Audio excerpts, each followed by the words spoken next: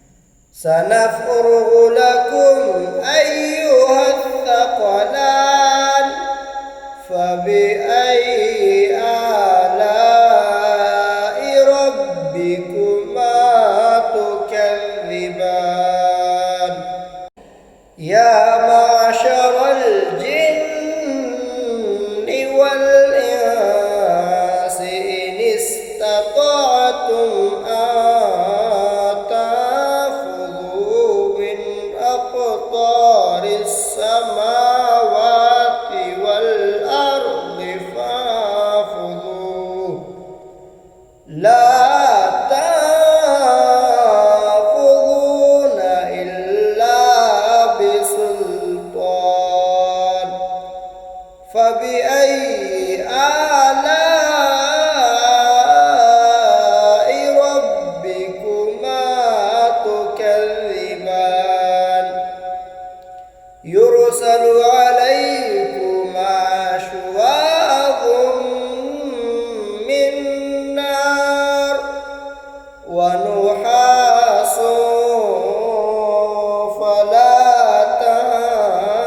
تنتصران فبأي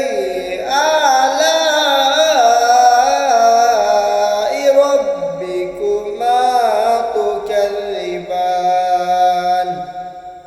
فإذا انشقت السماء فكانت وردة كالدهان فبأي آلاء ربكما تكذبان فيومئذ لا يسأل عن ذنبه إنس ولا جان فبأي آلاء ربكما تكذبان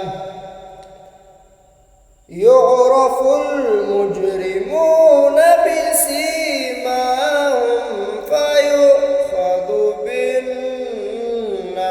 بالنواصي والأقدام فبأي آلاء ربكما تكذبان هذه جهنم التي يكذب بها المجرمون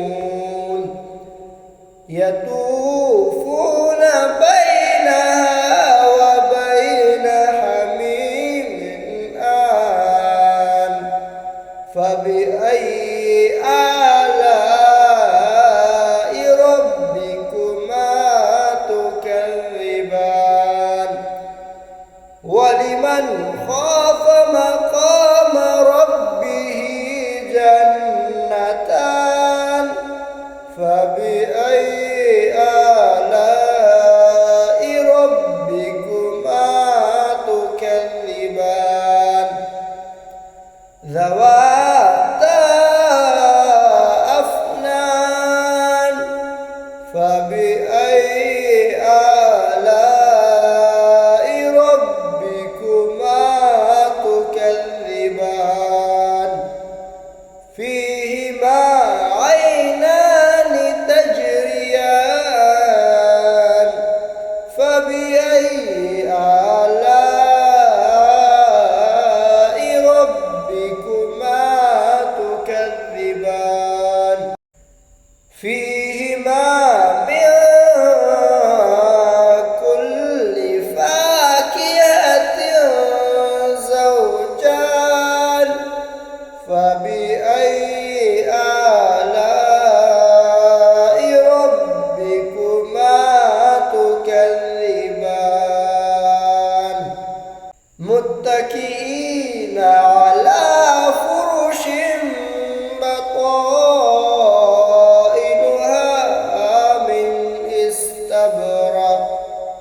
وجنى